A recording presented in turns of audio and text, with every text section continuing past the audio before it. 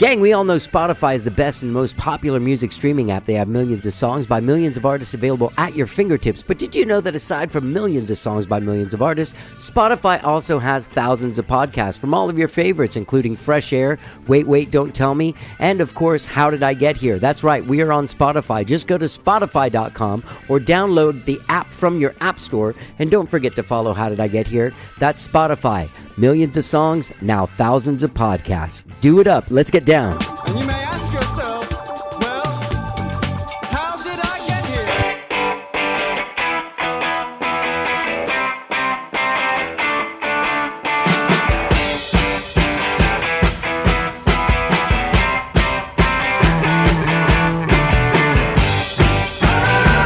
It's time for How Did I Get Here? And now here are your hosts,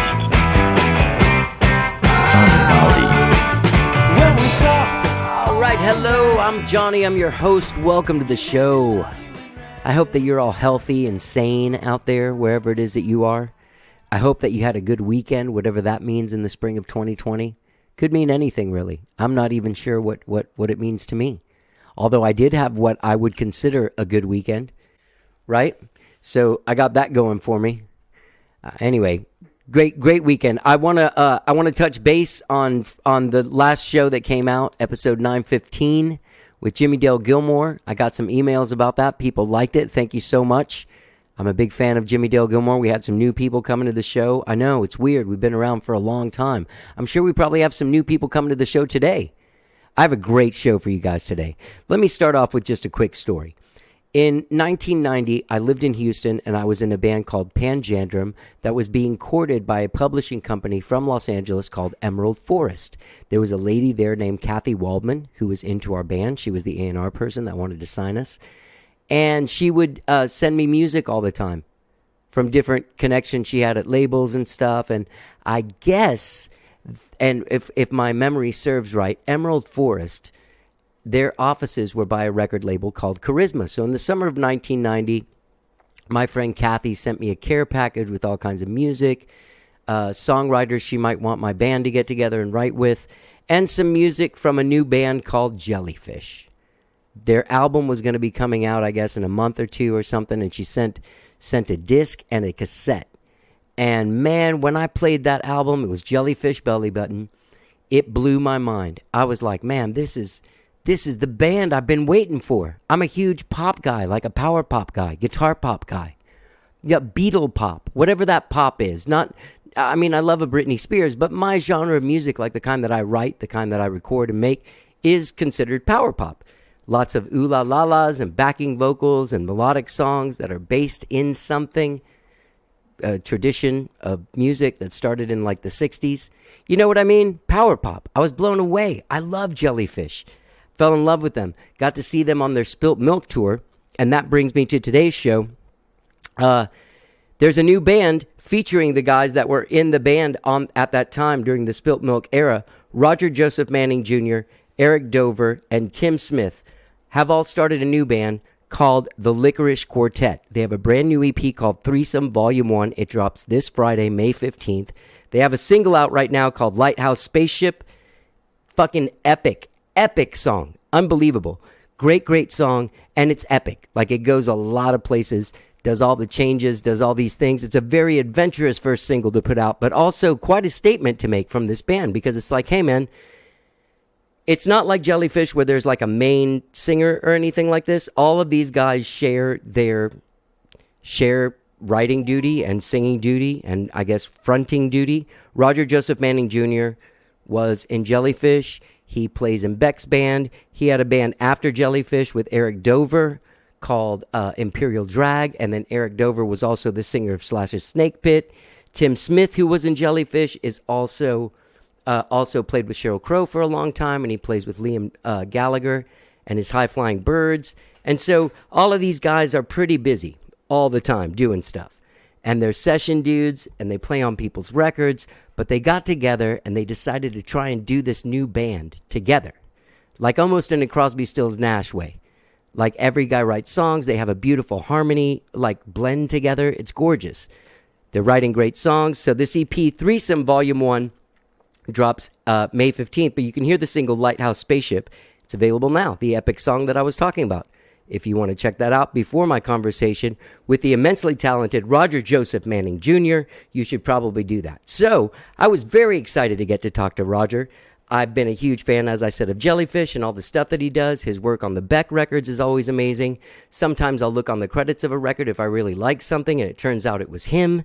So that was very exciting. And it also turns out that in the 90s, he and I were somehow set up and had these phone conversations where we talked about doing some music together, but it ended up not happening. Now, before I did this podcast, I was a little bit nervous. I didn't really know like if I should bring that up, so I didn't, but he remembered and he brought it up, and so that was very flattering and very nice. I'm a huge fan of this band.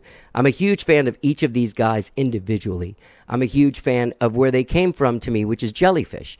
So hearing new music from members of that band, hearing that familiar sort of songs that you want to start singing along with, I think that's what power pop is. Hearing that from these guys was incredibly gratifying. And if you're a fan of Jellyfish, if you're a fan of Imperial Drag, if you're a fan of any of that stuff, you're going to love the Lickerish Quartet.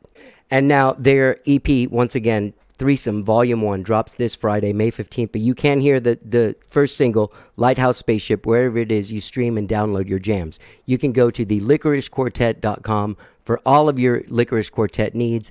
And now, without further ado, please enjoy my conversation with the amazingly talented and extremely cool Roger Joseph Manning Jr. from the Lickerish Quartet. Let's get down.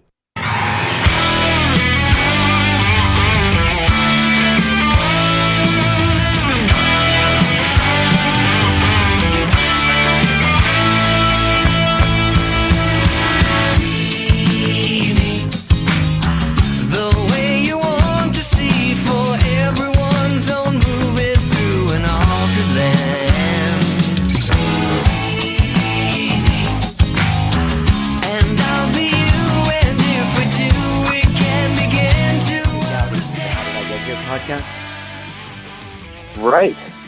Yes, thank you so much for making this happen. Oh, good. Yeah, man. Thanks for doing it. How are you doing? I'm hanging in there, just like everybody. Yeah. But really no complaints. A lot of exciting things in my life, and I'm very grateful. So I just am hopeful that this moves in and out of our lives collectively as soon as possible. Yeah, I think we all do, man. It's been a definitely the weirdest time of all.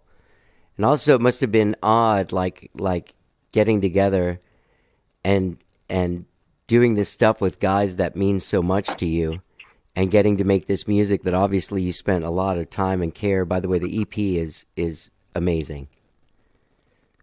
Thank you, sir. Yeah, I have a lot more to say about that, but it must have also been weird to step into this time of so much excitement, like pulling back a slingshot and then not let it go. You have to just kind of like drop whatever you were going to shoot out into the sky. You know what I mean?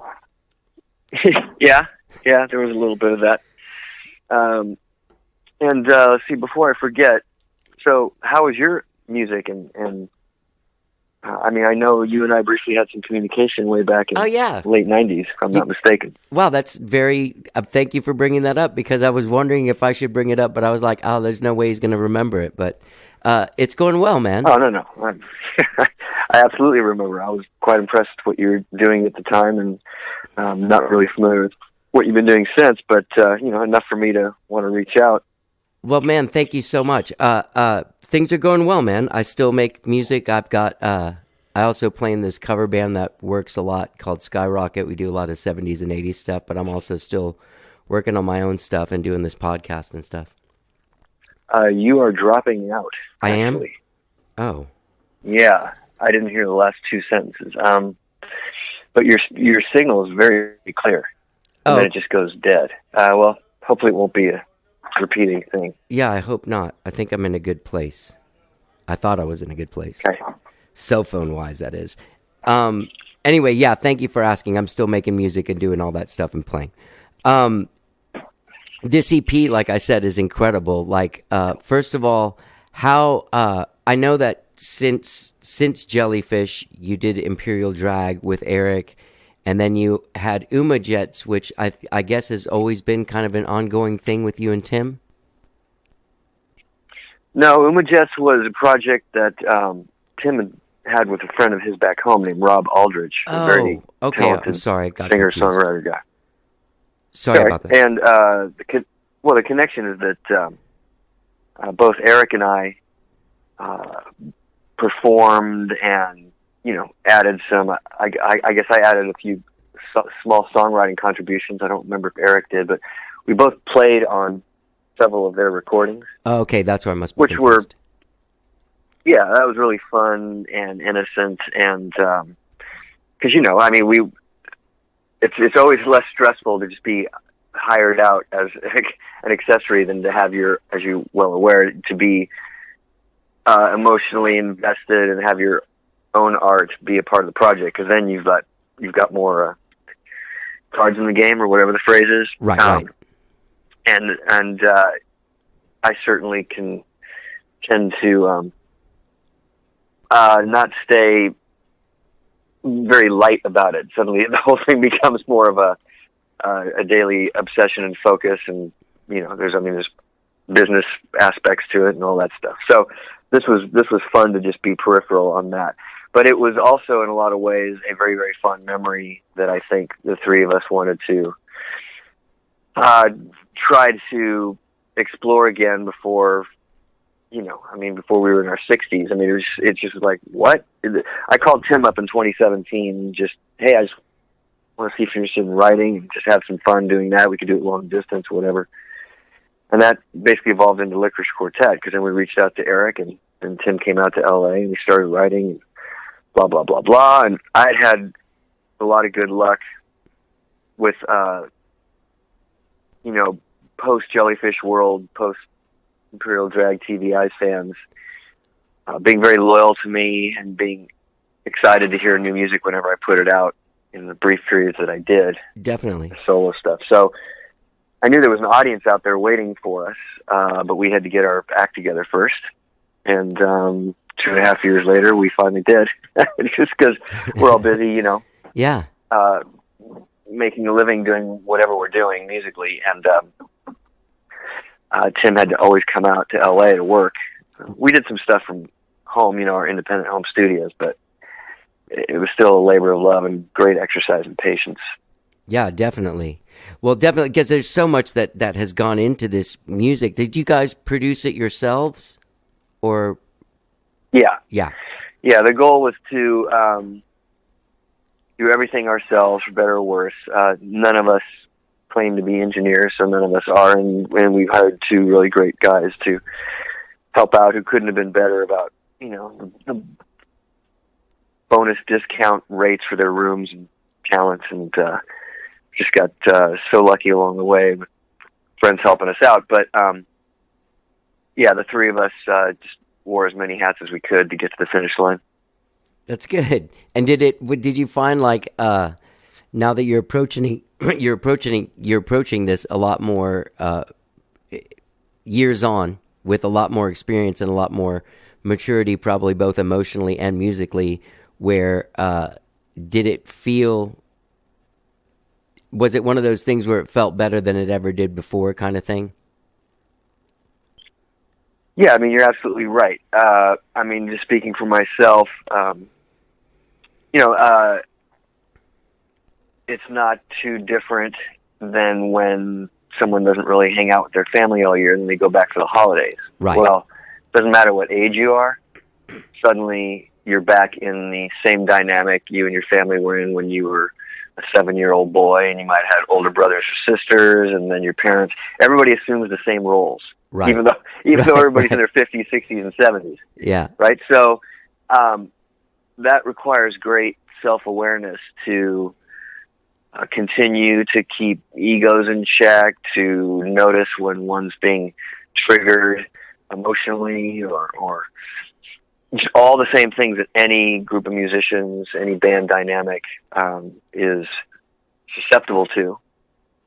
And I'm very thankful and confident that we are a lot more wise. But I mean, I'll tell you, I mean, I still, again, speaking for myself, I've had a lot of opportunities over the years to be in the studio with great producers and be a sideman on sessions and so forth. But being in an environment making your own records, I mean, I'm never going to learn everything I need to learn and want to learn before I pass. I mean, it's just impossible because I haven't clocked enough hours in a room with, tape machines and mixing consoles and outboard gear and just even the process. Yeah. So it's almost like, okay, Belly Button was really my first big opportunity to do that, or real-time opportunity to do that. Right. Followed up by Spilt Milk. Well, I then didn't have the ability to make one or two records like that of my own music for the next 30 years. That simply didn't happen. Obviously, I've worked on my own music, but a lot of it's been in front of the computer. A lot of it has been, I'm going to take advantage of technology to do my one-man band because I'm not John Bryan. I can't play every instrument well. Right. I can fake a lot of instruments, and I know what the instruments are supposed to do, and I know a great bass line, and I know a sucky bass line. But I physically can't. I don't have the technique to play it like I do on keyboards or what have you. So I learned volumes making these 12 songs, the other 8, which the public will hear down the road. And it was no different than anything I've ever worked on. Some of it came really fast and very easy, and other parts of the record, arrangements and fleshing out production, posed huge problems, huge challenges, and I was losing my mind, and I'm never going to get it. We're never going to we haven't cracked the code. This is sucking. How are we going to, and so you finally figure it out, and it's all those moments of resistance, right? And that you transcend, and that's how anybody gets good at any skill, be it in sports or what have you. So that was my greatest joy in making these things. Was just like, well, I know the song kicks ass, but we've got to make it convey that in the studio. And It was, a giant list of what that's going to take. I mean, you've heard Lighthouse Spaceship, and that song went through so many moments alone of just, okay, that section's working, these two sections aren't. What the hell are we going to do about it? Right, yeah. And just trying shit. How, I mean, just I'm glad that you brought that song up because how did you talk me through that song, through its inception? That's you singing in the verses, right? Yes. Okay. Mm-hmm. So did you come up? Did you write that song alone, or did you guys write that song together? Well, so a little of both. So the way all this stuff happened was everybody had scraps of unfinished ideas that they liked enough to share with the other people. If the other people seemed inspired, or hey, I really get that, or I like what's going on there. That's when you get inspired, and as you know, it's pretty easy to then, well, not easy, but you have the appetite and desire to try to finish it. Let me take that home, sleep on it. So that happened with every song. So yeah, that particular song, I had a verse, I had a verse and the kind of bridge idea. The choruses we wrote together, the outro we wrote together. Eric wrote the lyric. He's just faster than me and Tim at these things, and he seems to be able to, all the song ideas, certainly the ones that I bring to the table, they always have some kind of gibberish I'm singing in the chorus. Now I wasn't singing, like Bluebird, for example. Okay. If you have heard any of that. Yeah. So, right, I was mumbling something about Bluebird in the chorus, so the song kind of launched from that. But Lighthouse was a blank slate. And so Eric really rose to the occasion to make some kind of, meaningful but slightly proggy, fun lyric, which is what he's good at. And we loved that, and then we just all kept arranging stuff together. There were parts like the guitar intro, no. That was something I was singing. That was a melody I heard from the beginning, but I didn't know, is that guitar, is that synth, how's that going to be executed? Right. And we just all, put our heads together and start going for it. Jeremy Stacy played drums. So again, we had drum grooves and arrangements, and I certainly do play drums, but not as well as all the people I work with. Right. And so that comes in, everybody starts kind of, and then you're just constantly, as you know, you're just constantly voting on it. Is this working? What do you think? No, Right. I think this sounds too beatly and retro. Well, then get rid of it. It needs to be heavier. It needs to have more of a Soundgarden heaviness or whatever. So you just keep bouncing around like that. And I love that process. It never gets old for me. And, 8, 10, 12-hour days will just fly by. And you pray like, okay, I hope when I come in tomorrow, all that blood, sweat, and tears we just did on the chorus, I hope some of it sounds halfway decent. Yeah. And if not, you start over from the drawing board again. Yeah, definitely. It just seems like when I was listening, that was the first song that I heard from it, and along with everyone else before I got the rest of the EP. But I was just like, that's one of those songs that you listen to where you're like, how did they do this? Like, how did they lay this whole thing out? Did you guys do any recording like the four of you guys playing live together in the room, like laying down a basic track? Was there any of that going on? No, because the parts were going to be too detailed. So for, Right. say, bass, for example, to improv all these mapped out lines and licks is just, most bass players can't do that, no matter how good they are. So it's not, and not to single out Tim or anything, I'm just saying, he's primarily the bassist in the group. But so jamming is not an extension of what this group does. Right. I've certainly been in situations where great stuff is resulted from jamming, but I also prefer to, if I can see the architecture in my mind, which can be nothing more than, as a fellow songwriter, if you don't have a lyric, but you've got a melody you believe in and a chord progression and a feel, you can sing something into your phone and listen to it in the days ahead, and right away if it's solid. You're like, okay, I can't get that hook out of my head. Now it's just a matter of connecting the dots. Now it's just a matter of showing it to my band, having me and a producer flush it out, whatever it is, whatever the process is.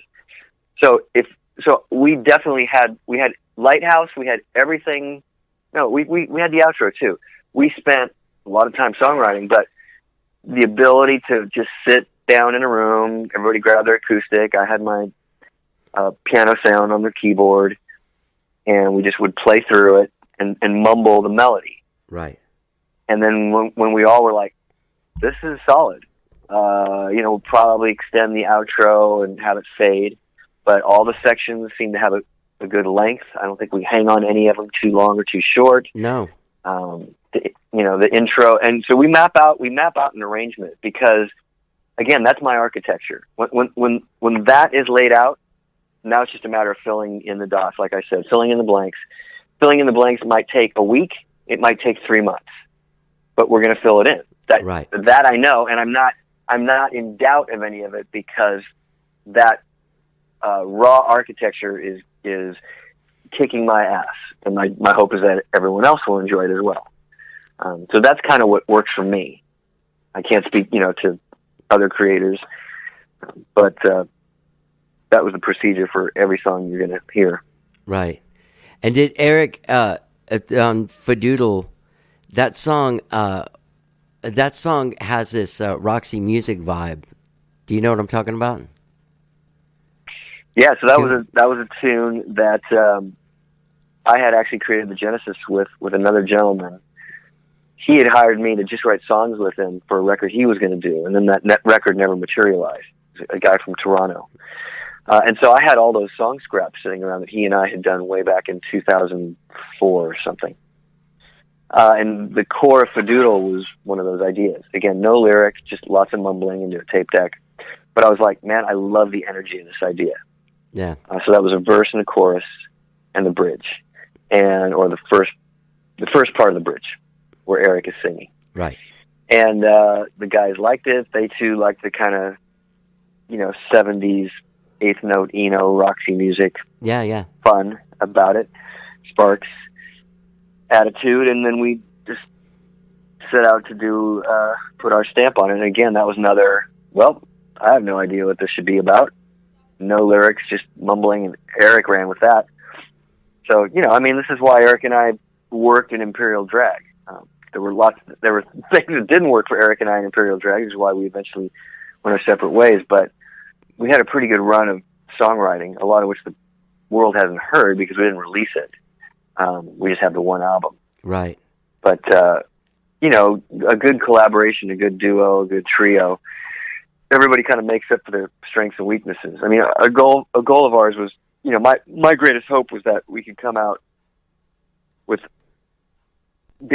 representing ourselves, coming across the way like, Crosby, Stills, and Nash did. It's like, right. At their core, they just have undeniably strong songs. And then you've got the fact that everybody's a singer-songwriter in their own right, but nobody's really the lead singer in that group. The sound of the group is the three of them. It's not just one guy. And they all share a lot of the duties. On one song, Stephen Stills might have more of a vision, but on another song, Graham Nash might have more of a vision. Fleetwood Mac's the same. So we were just going for that.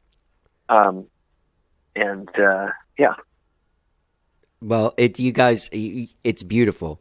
And your vocal harmony is, I saw you guys live as Jellyfish, or when you guys were in Jellyfish, on the Spilt Milk tour, and I still remember, those harmonies.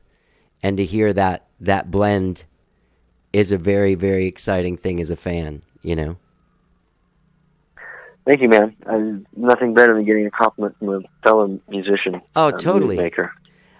There was one other thing I wanted to point out that I'm glad that you told me that that Eric wrote the lyrics to Lighthouse, or most of the lyrics to Lighthouse, because I was going to ask, because there's a couple of like Yoda lines in the songs. Do you know what I'm talking about? I don't, but I just that doesn't surprise me. I guess it's because the lyric videos. Oh, just the way.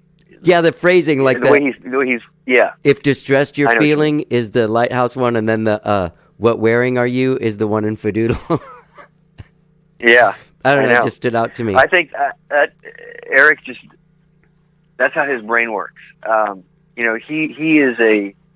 one of the most unique musicians I've ever worked with, because he doesn't follow any of the rules. He doesn't follow, and again, this is just who he is. He's not particularly studied or trained, so that's one reason. I'm a lot more studied and trained than most of the people I work with, and I'm not saying that's better or worse. That's just happens to be how I was raised. Sure. Some of my biggest heroes are, complete musical imbeciles. But they have absolutely changed the world. Right. And I love them for it, and they've taught me a lot. And Eric, I don't know how he was influenced or what inspired him or what he practiced or what he didn't practice, but I love throwing ideas at him and say, here, take this home, let's see what happens, because he'll try a bunch of shit, and, 9 out of 10, 8 out of 10 ideas are just like, how did you come up with that? What were you even thinking? Because that's not anywhere near what I was thinking the guitar was going to do on this part or whatever. Right. How did you get that sound? What tuning is that?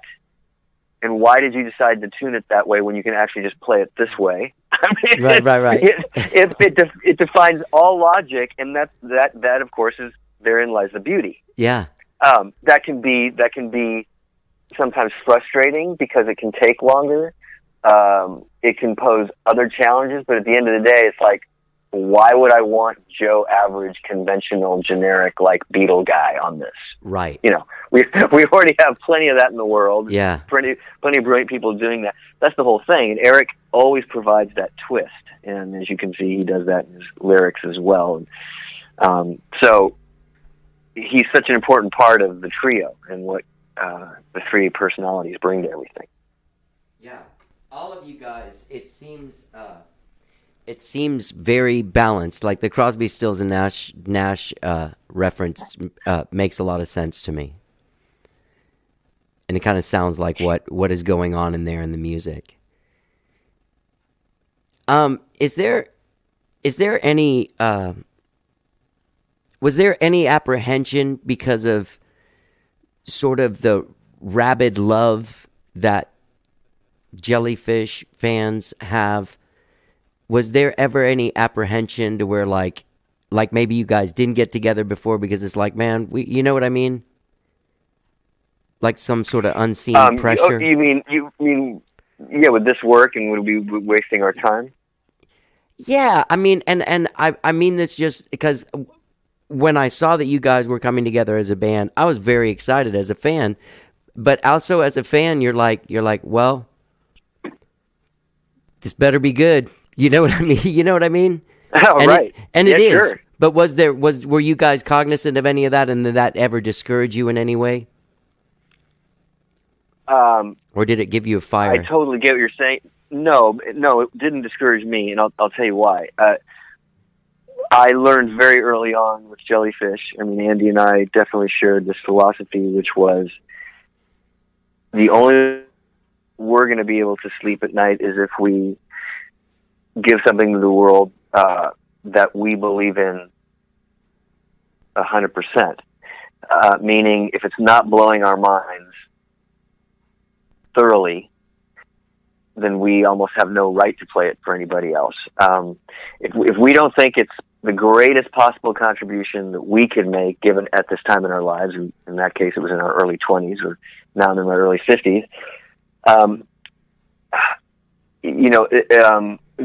we'd better have thick skin, because as soon as somebody doubts it, whether it's the press or a girlfriend or a record company person or an interviewer, then if we have any doubt, that's what's going to cripple us, and that's what's going to feel bad. That criticism is going to hurt.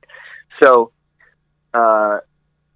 we understood that bearing your soul and throwing your art out there to the sharks, so to speak, that's always going to be a scary proposition. Obviously, it feels just as amazing when somebody says, yes, we approve.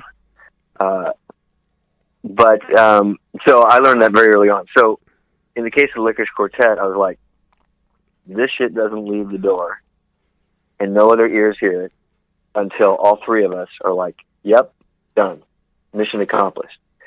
And that's of course why certain songs don't make the cut, or certain ideas that were possibly sensational or spectacular or had some merit, ultimately they may not serve the song.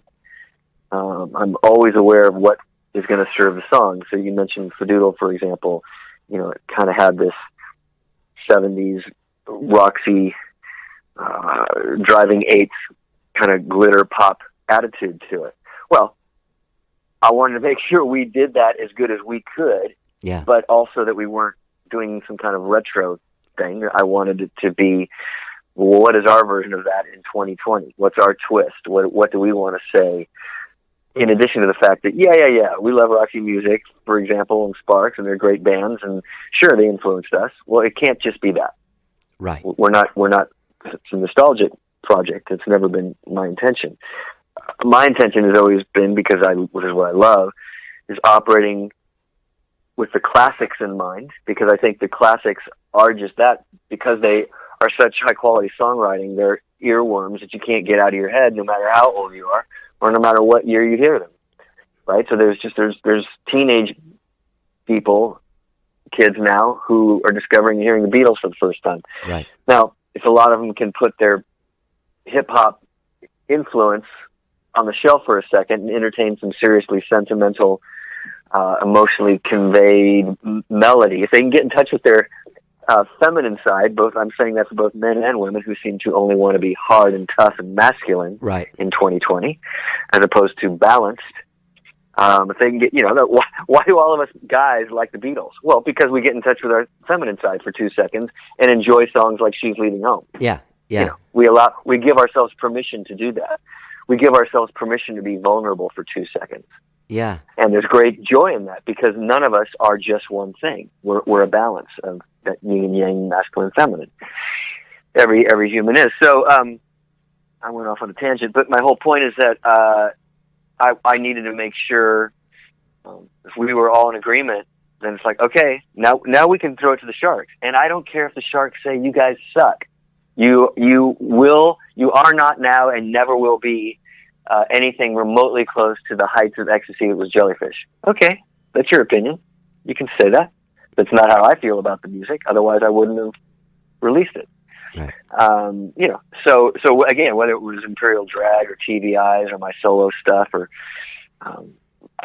I've always believed in it and say, hey, whoever I was in Jellyfish, this is what I offered up. These were my contributions to the project, and these are my offerings now, and I stand by them. And it's always been the same. Most people have had a positive reaction, and there's been some people who are like, not for me. And that's, as you know, that's the part you have to get used to. And it's like, well, my sense of self and my sense of self-respect and self-love is not dependent on the outside world. That includes my girlfriend, my parents, my brothers and sisters, Johnny Gowdy, any random interviewer, right? I care what people have to say, and I respect their opinion, but I don't make it about me. Yeah. Ultimately, it's about not taking it personally, and that's a really, really challenging thing for most folks, including myself, because it's not how we're raised. Right. Our well-meaning parents and the authority figures in our lives basically show us, if the world doesn't like you, you will not be employed and you won't get laid. Right. So you better make sure people like you. They never talk about cultivating a relationship with yourself. Do you like yourself? Right. Are you okay with who you are when you look in the mirror? Are you okay with who you are when you pick up a guitar and play? Are you okay with who you are if you enjoy soccer and or you want to skateboard or whatever it is? And that's that's why anything like the arts that we throw ourselves into, and you know this better than anyone, it ultimately is a journey about your relationship with you, right? When you come up with a song idea that is blowing your mind, hey man, is there a drug out there that can do that? That's none. An insane feeling. Yeah. There's none. And chances are, it took a while and a lot of perseverance and patience with yourself and determination to even churn out your first song idea that you went, oh fuck, where did that come from? That's I love that. Yeah. And 2 weeks, 3 weeks, 3 months later, you're listening to it again. You're like, I forgot about that idea. I love that idea. Oh my God. Right? Yeah. That's just a journey you take with yourself. You're not really sharing that with anybody else. No. You may have a few band members that dig it, but again, that's a private journey. And that's a really tough thing to explain to non-musicians, to non-songwriters, because frankly, that's why I started doing this. That's why I'm still doing it, because there's nothing funner than kind of blowing my own mind. Yeah. And then if the outside world shares in that joy, well, that's the frosting on the cake. Yeah. That's just the heights of ecstasy. Yeah. Some fucking stranger in Spain hears your music and goes, well, and they say, oh, I hear all these influences. You clearly are a fan of this, and I love the way your vocal does this, that, and the other. It's like, I don't even know you, and I'm never going to see you or share a meal with you before I leave this planet. And you have just given me one of the biggest compliments ever from a total stranger. Yeah. That's insane. Yeah. Yeah, it's magical. It's funny that you do say that is the most difficult thing to explain to non-creative people, the feeling that you get when you finish it and you hear it for the first time by yourself, even, No. Well, and it transcends this physical plane. Yeah, because it's completely invisible. Yeah. Other than when you see the speakers flapping, music it's just flying through the airwaves. Your eyes can't see it. Cells in your body, they're feeling it. You have the ability to respond to frequency, but and often, you can sit there and go, my best ideas that I've always been most amazed by were like, where did that come from, or what's the genesis of it? Now you can say, well, it's because I listened to X amount of Beach Boys, X amount of Carpenters, X amount of Cheap Trick, and X amount of Sex Pistols. Right. And that's absolutely true. But I think a good songwriter is self-aware enough to know when they're actually, you know what, I'm stealing that. That's Yeah. way too close to home. I've just kind of moved this here, and now I'm ripping something off. Right. But a songwriter also knows when it's like, well, sure, I can hear some Burt Bacharach in this, but this is a completely original thought. Right. Oh, and if it's not original thought, please somebody play me the artist who I stole this from, subconsciously or whatever. But yeah, it's really this kind of connection. Well, to me, it's always been the most direct connection to the spiritual side of our essence. What is that thing that's driving this physical meat suit that we're attached to? Yeah. It plays the instrument and sings, but it's not what's really actually creating the music, and that is some kind of thing that none of us can articulate because it's our spiritual essence and how we're all connected to each other, and some kind of ultimate universal force of love that we're all an extension of. And I don't have a face for it. I don't have a name for it. I just know that it's 100% real. Yeah. It's funny because that as you going through the music that I've heard you make of yours and in collaboration and stuff like that, there is an inherent joy that kind of like shines very brightly, like at the end of this Lighthouse Spaceship song. You know what I mean? Where it almost like slides into like this Godspell vibe with like, joyous choir singing in the back. You know what I mean? Yeah. Yeah. And I've Godspell is a very appropriate reference. Thank you. I really like you. You have been a huge inspiration, a huge influence on me as a musician, and whatever song it is that comes out of you agrees with what I like to listen to. You know what I mean? And I think you guys, you're making incredible music. Incredible music. This Threesome Volume 1 EP Thank you so much. Is just really great. And also, I do have to also say, you guys, these are like 4 of the best bridges I've heard in music in years.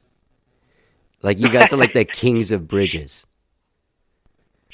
We love doing that. Yeah, it's the kind of final piece of the jigsaw puzzle, if you like the jigsaw puzzle you've been building so far. Yeah. So, thank you for noticing. Yeah, no problem, man. I love it.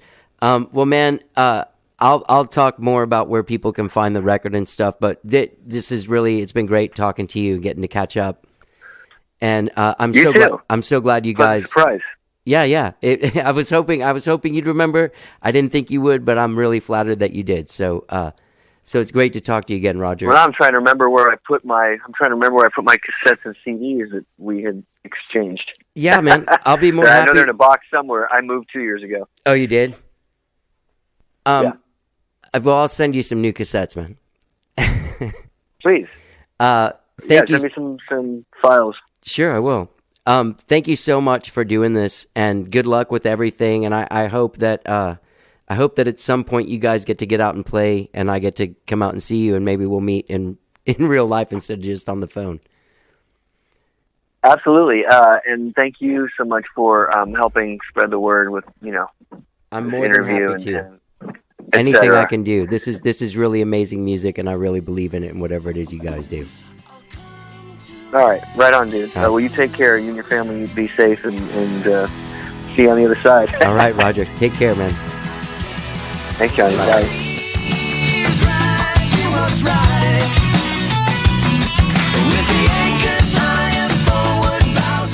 All right, Roger Joseph Manning Jr. from the Lickerish Quartet, their brand new EP, their debut EP, I should say.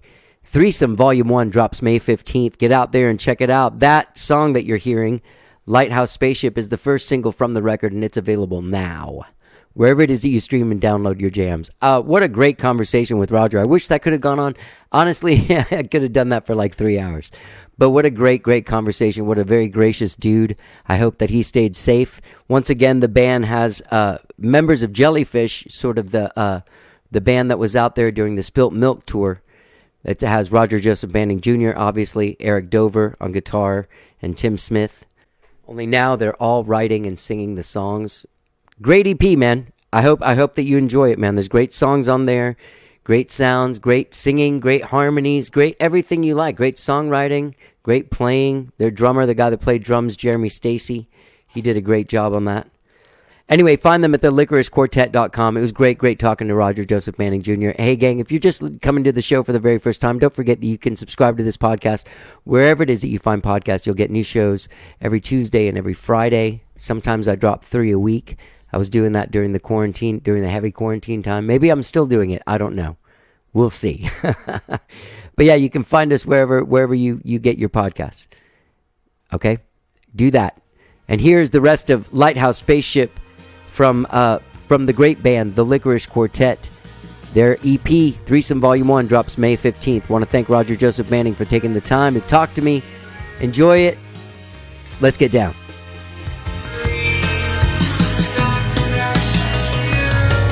If distress should feel